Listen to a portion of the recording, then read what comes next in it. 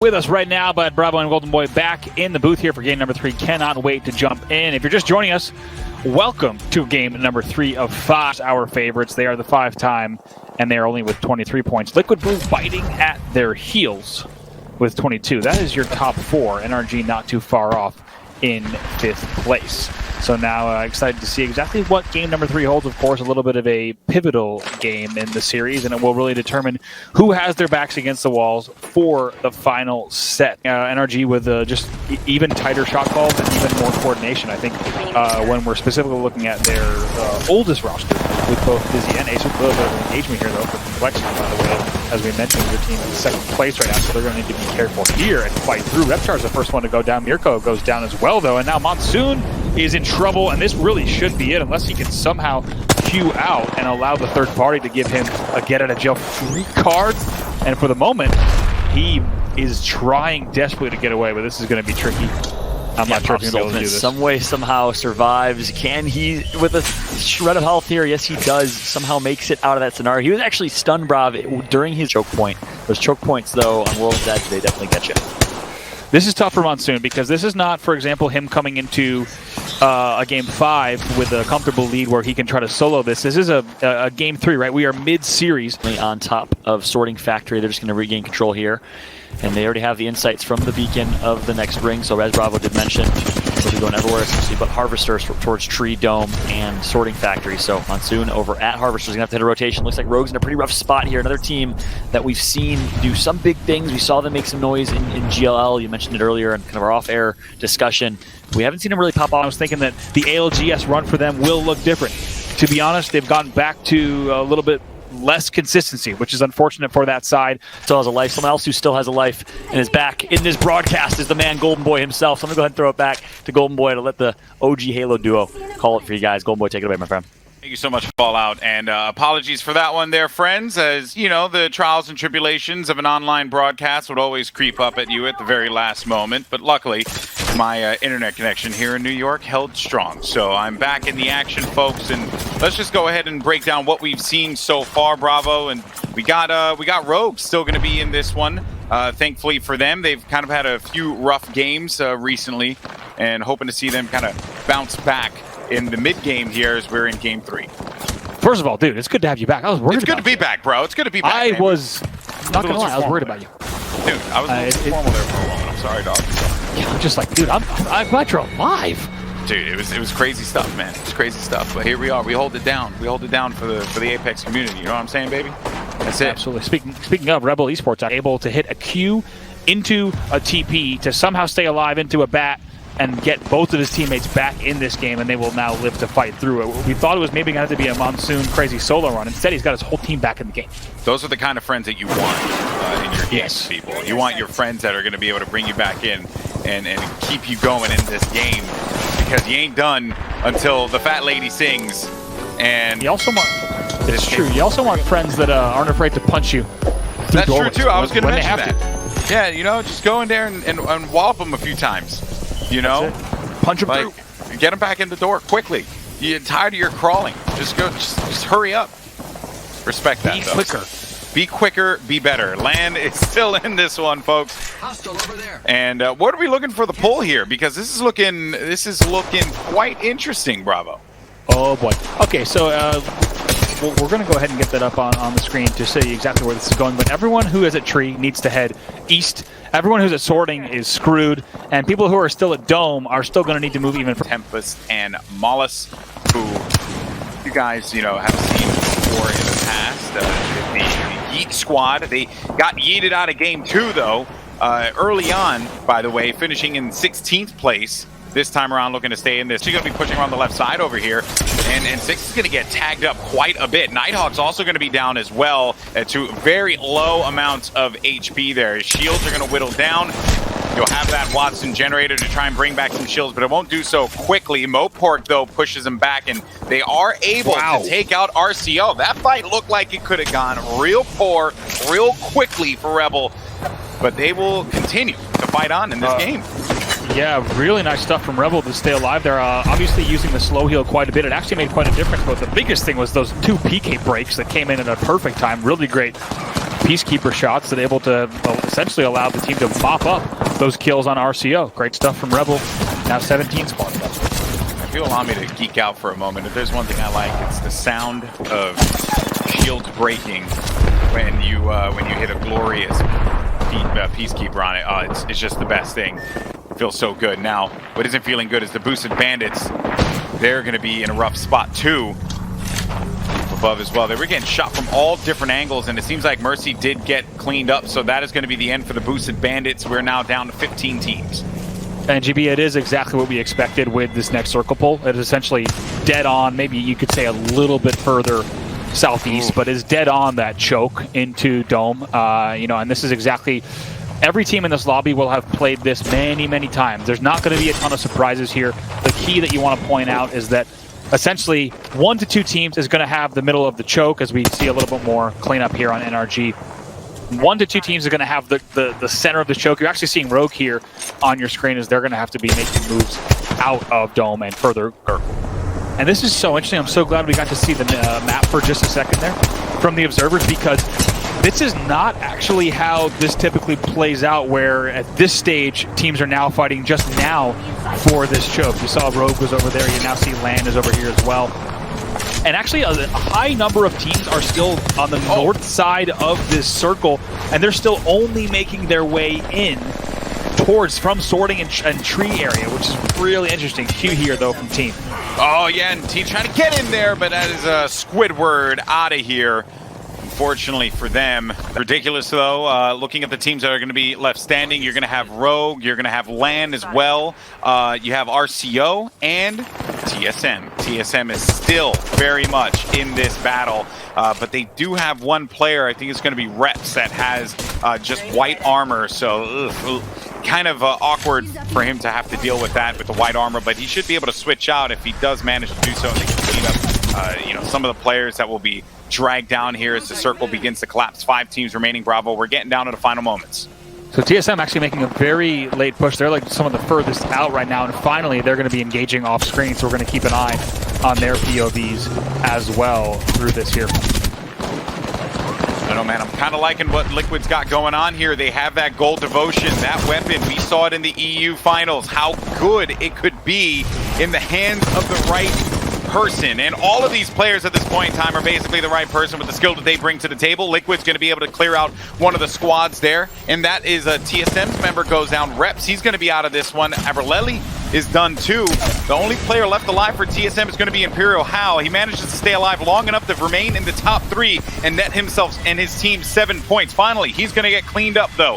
It is now going to boil down to Liquid alongside Rogue. A classic battle between 2 very well-known esports organizations. Let's see how this one unfolds, though, as Team Liquid is going to have a few players that will be down. Rogue will have that life lead as far as players are concerned. They have bodies, they have angles. They're looking at where these players are going to be positioned. Liquid trying to just work around this crate and see if they could play the natural cover. It's going to be up to Casper, though, the last player left alive for Liquid, and Rogue, they are chomping at the bit. They know that they are ready to end this one. This is basically their game to lose, and Rogue managed. Always getting 19. They're just not close enough. You know what's worse, man? 3,000 and 999. Not quite the 4K. Not quite that 4K. You're like, anything would have done it. You just start thinking about your life, how you just should have lived it all differently in order to not have that moment occur. But alas, we'll stop talking about the pains of Apex Legends. We got a lot of good things happening in this game as well that a lot of us here watching love and enjoy. Rainday Jamerson on the cast to fill you in for game number 4. Things stand pretty tight at the top with Liquid Blue after a big win, actually a big second place there against Rogue, who did take the victory, find themselves with 41 points, and then, of course, Complexity with 32 after winning game 1 in a big way. Flying Saucerorrs being able to win just recently as well. And then, of course, Rogue taking another victory. So the 4 teams who have won games pretty much all in the top. The 3 teams that have won games all in top, and so we'll see how this squares off as we start out in Capital City. Really going to test them, right? Usually they're the ones that have a lot of priority on their rotations, and now we're going to see them playing a lot more edge. And this is why I like teams like TSM, and I think NRG proving themselves to be much more informed today. I don't know what it is, maybe the synergy, maybe this unique look for them has started to prove, or maybe it's just that kind of day and all the other days were a little bit off. But I feel that they have done at least a much stronger performance over the consistency of the 5 games than we've seen in many tournaments past. And so you can look at that as being a sign of bright things for the future if you're an NRG fan. Over on the side, though, of Nathan, he's trying to figure out if he can get a kill as he's chasing down one with the R99. That spray, a lot of recoil, but these pros so good at controlling it. He's just going to track them down, but again, they're starting to get farther out of their zone and rotating into another squad, as you can see flying above them. Do they want to keep committing on this, James? Yeah, well, the thing is, with this timing right now, right, we have 2 minutes and 20 seconds left for this circle to close. They know that most of the teams have already made their rotations. They just spotted one team ballooning as well. And so the threat of getting third-partied is very low. So they can continue to aggress on this, which is exactly what we're seeing. They're setting up a crossfire. They're trying to set up the trap for them. There's a knock here, trying to get the thirst. That's Huskers. That's Rogue. That is a big deal. That is the team directly in front of them with 24 points. Only 3 points behind is NRG.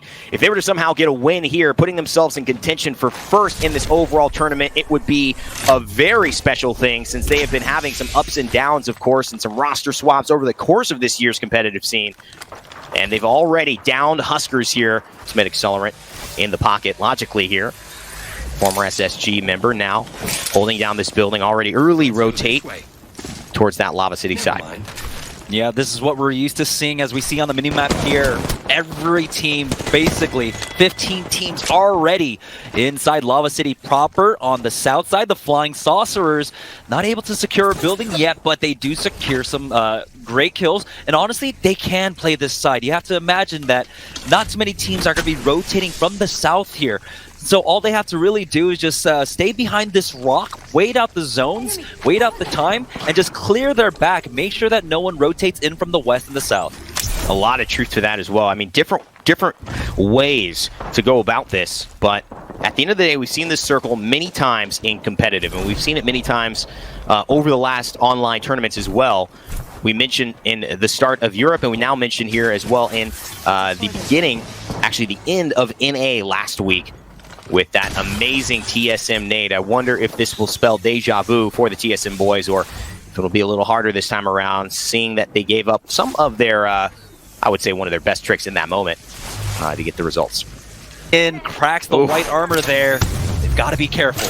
Dangerous stuff. You can see on that Smile side, they're fine having 300 light ammo for that G7 Scout because of the pace of these games. Your games, they may be a little different, because you might not need that for a Scout. Maybe if you have an R99. The opportunity to be in that same predicament or same situation that we saw in game number 1 and game number 2, where you're just free shooting and poking away at teams that are rotating in. It's a much easier rotate to go from, I would say, from Dome into Lava City than from Lava City into Dome, because you're running uphill, right? If you're trying to rotate from Lava City up to Dome.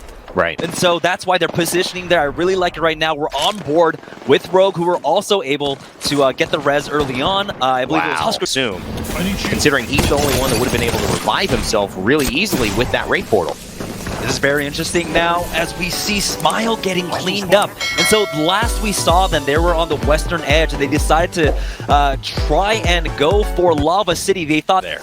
And it looks like Huskers and Rogue, who find themselves in 5th place, only 8 points behind the 3 teams, Complexity, Flying Saucerorrs, and Team SoloMid, who are tied with 32 points for 3rd, to just hold. They want to play this a little safer. You're noticing Rocker Apex and the boys of Squidward now down and trying to fight for their lives. Seeing he's going to go down. Rocker Apex could fall here. 17 squads, and that should do it.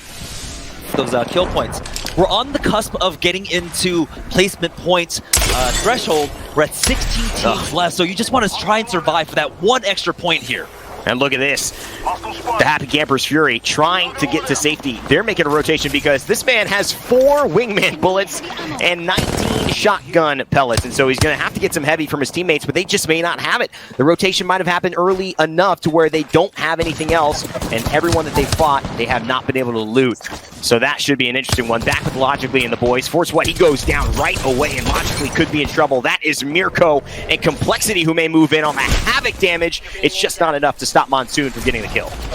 Logically, he's going to try and queue out of this, but Now he is in a huge, dangerous spot here. He's getting chased down with 5 HP left, but that's complexity. Yeah, nah. Using that power position that we talked about early on. Positioning up here, making sure they were out of the fray for this rotation coming out from the northeast side of the map, but they still have to be careful.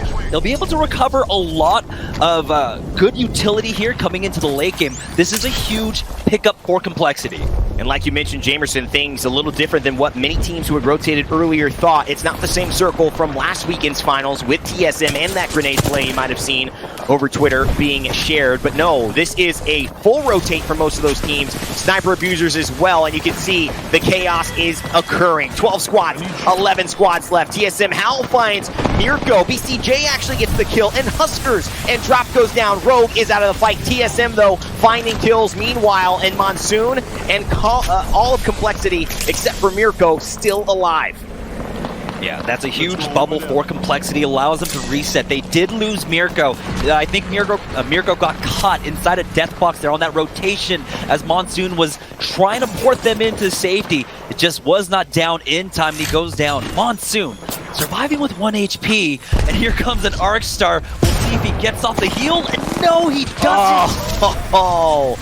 You hate to see it, you hate to see it. Reptar, he's got a decision and he's got an ultimate. How's it gonna play out? He's gonna try to just run his way through zone. Can he get there? He's got one more tick of health, he gets it. The battery's gotta go off. Doesn't wanna throw the dome, he's just gonna throw his ult and say, hey, if you wanna commit on me, you might kill yourself. And they're just gonna say, I don't care, let me finish you off. TSM, the finishers of Complexity. So they take out their top competition in this game so far. The team, one of the 3 teams tied with them for second place. That's a huge pickup, and once again, TSM within the top 5. We never question it if they're going to make the top 5. It's about whether or not they can close out this game right now. You got Sniper Abusers, I would say one of their rivals, waiting in the wings here, trying to take them out in the top 5 as well. But That's TSM, they've got a great spot here to try and rotate in on this. And Jamerson, an incredible showcase here. We've got pretty much 3 of the top teams still alive as well. But we've got Fnatic, a team we've talked so much about throughout all of North America, but have yet to really see them have their big moment. Could this be it? And kind of cool TSM at this moment where it looks like they're getting momentum yet again. Reps levels up the Evo shield. He's got it to level 5, but he's got to heal it up. And it doesn't look like the shield cells are coming fast enough. They may have to loot. And this is Hal forcing the aggression. And 4 squads left now. And you can see it's Fnatic, it's Sniper Abusers, it's TSM, and I believe it's still Nocturnal and the boys of Liquid. We cannot confirm. I haven't seen them in a minute, Jamerson, but that's who I think is still alive. Yeah, and speaking of positioning right now, though, TSM in a great spot. Now, they were able to get that pocket to be able to reset after that, you know, swap around the armor, swap around utility, and get ready for this. This is where Hal really comes alive, where he has the opportunity to just slow it down a little bit, think about the position, and take a look at the damage coming out from Hal and Reps right now, as Hal gets the knock onto BCJ. And what do you not want to do? Give the 5-time back-to-back champions 2 Evo shields fully leveled up, but that's what they've done. Abraleli holding up the top as cover fire for his teammates. Hal's going to pop a Phoenix. They're just going to reset. 3 squads left. That's it. It is Fnatic. It is TSM. They are going at it, and of course, it is Liquid, the leader of the lobby themselves. 3 teams vying for first place here. Jamerson, it's all coming down to this, but Fnatic really showing up to maybe play spoiler to both of these other teams. This would be a huge boon to Fnatic, who are currently sitting on 16 points. But as we can see, Spirit himself has 4 points as the kill leader right now. And it's Liquid getting pinched in between both Fnatic and TSM. That is not a spot I envy right now. Fnatic climbing up to try and get this high ground here to get a good vantage point to try and gatekeep TSM, who have to rotate into this circle. And TSM here trying, I'm sure, to make sure they do not have to fight the team before the other team fights them, the third party. Oh boy, you know it, you love it, but that's not what they want if they want to win. Now TSM, not 1, not 2, but 3 Evo shields fully upgraded, and this is looking dangerous. They get a crack onto the armor. 3 squads left still holding high ground, and the Peacekeeper shots start to fly. Liquid tried to peek that for a quick second, but they had to back off. The PK shot's not quite landing there. As Imperial Howl with the high ground, they do have the Watson ultimate. It just got cleared. And now take a look at damage coming across Rain Day. And they're just trying to survive right now. Look at the damage. It is so much. He's going to reset it again, and they've got the shield bats, but there's no fast heal. It's just a lot of heal, so they've got to see if they can get it off, and Alvarelli is safe, at least for now. Fnatic have lost one. Liquid get one with the Mastiff, and Nocturnal so close to going down. Flanker trying to get the shield cell off, and not yet. They can't push yet. No one feels comfortable ending this game, but it's getting close as Alvarelli is a sliver of life away from dying. Casper putting in work with that Mastiff, and now it's down to about 30 HP between Hal. It's all up to Hal here, but no, he's not going to be able to survive now. It's all up to Fnatic here to close it all out. Team Liquid stuck. And they are going to stay stuck, Jamer.